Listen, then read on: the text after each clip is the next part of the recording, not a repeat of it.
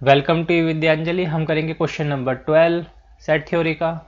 Question number 12 कहता है find sets A B C such that A intersection B, B intersection C, A intersection C are non empty set. ये non empty होनी चाहिए, मतलब कुछ non empty का means होता है एम्प्टी ना हो, मीन्स खाली ना हो, कम से कम एटलीस्ट वन एलिमेंट कंटेन्ड करता हो।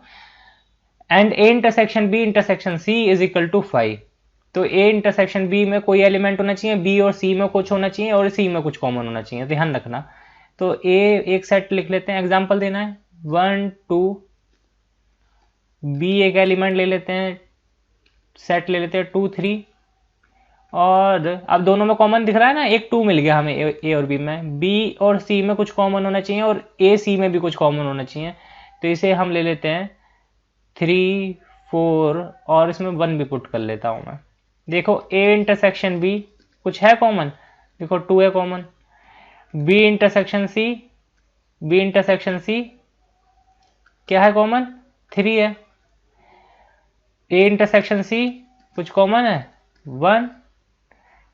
ए इंटरसेक्शन बी इंटरसेक्शन सी में क्या कॉमन है, देखो कुछ कॉमन नजर आ रहा है दोनों तीनों में, सेटों में कुछ नहीं है। तो ये क्या हो गया, 5 हो गया।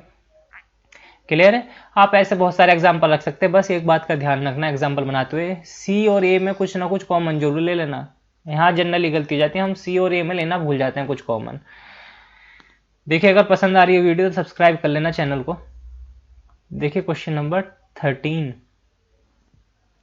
इन a survey of 600 student in a school 150 student were found to be taken tea, 225 taken coffee and 100 were taking both tea and coffee. Find how many students were taking neither tea nor coffee. क्या condition है, T लेने वाले number of student who drink tea कितने 150, ठीक है ना। And T का मतलब क्या, नंबर ऑफ स्टूडेंट, टी को मैंने टी से डिनोट कर दिया, number of student taking tea is equal to 150 and coffee and C is equal to कितना आ गया 225। 100 वर टेकिंग बोथ, दोनों ड्रिंक कर रहे हैं, T intersection C is equal to 100। अब हमने एक फॉर्मूला पढ़ा था, वो कहता था N T intersection T union C is equal to N T plus N C minus N T intersection C. ये फॉर्मूला पढ़ा था ना हम लोगों ने इससे प्रीवियस वाली एक्सरसाइज में। अच्छा एक बात बताओ, यहां पर इंटरसेक्शन का मतलब तो था जो दोनों में कॉमन हो, टी में भी हो और सी में भी हो। यूनियन का मतलब क्या होता है, यूनियन का मतलब होता है एटलीस्ट दोनों में से किसी एक में हो। यूनियन का मतलब क्या होता है, एटलीस्ट या तो टी में रहा हो वो या सी में रहा हो तो यूनियन में पहुंच जाएगा। यूनियन का मतलब क्या होता है, एटलीस्ट एक में हो। तो हम पहले इसकी वैल्यू निकाल लेते हैं, एन टी 150 प्लस 225 माइनस 100 कितना आया 375 आ जाएगा, इन दोनों का सम माइनस 100 275 आ गया, ठीक है। कितना आ गया 275 आ गया। देखिए जरा, अब ये कौन से स्टूडेंट आए, ये वो स्टूडेंट आए हैं जो एटलीस्ट दोनों में से कोई सी एक ड्रिंक लेते हैं, तो टी पीते हैं या कॉफी पीते हैं या दोनों भी पीते हैं 100।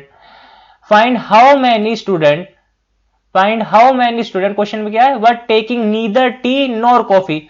वो कौन से स्टूडेंट है जो ना कॉफी पी रहे ना टी पी रहे। देखिए टोटल कितने स्टूडेंट थे हमारे पूरे स्कूल में 600, उसमें से एटलीस्ट कुछ पीने वाले कौन से हैं, ये 275।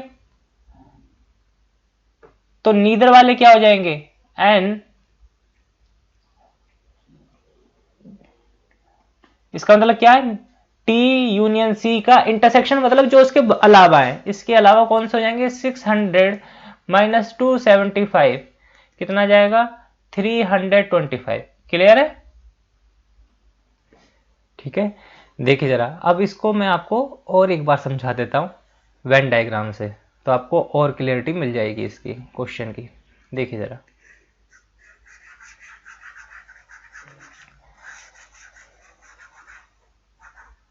देखिए जरा वेन डायग्राम से देखिए इसे, आपको और अच्छे समझ में आएगा।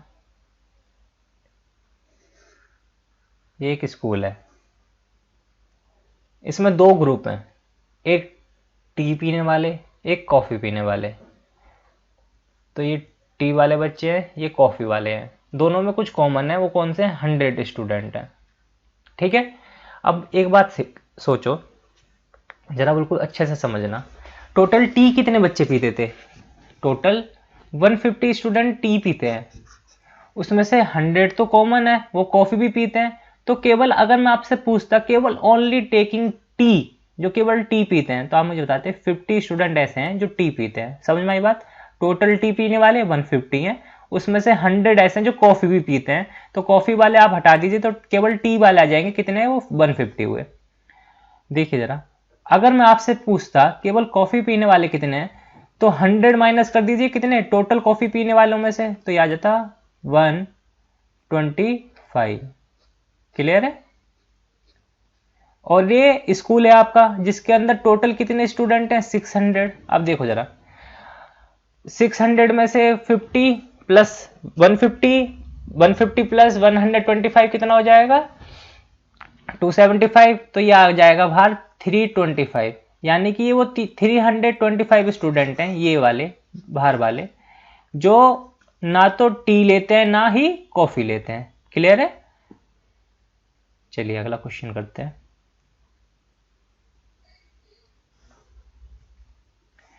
Question number 14th, in a group of student 100 student knows Hindi, तो NH is equal to 100, NH is equal to 100। 50 knows English, NE is equal to 50। 25 knows both intersection, जब both की बात आएगी तो intersection।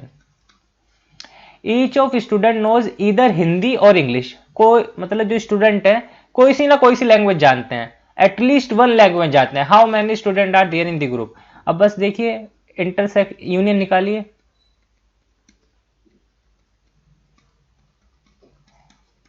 फॉर्मूला वही रहेगा सिमिलर।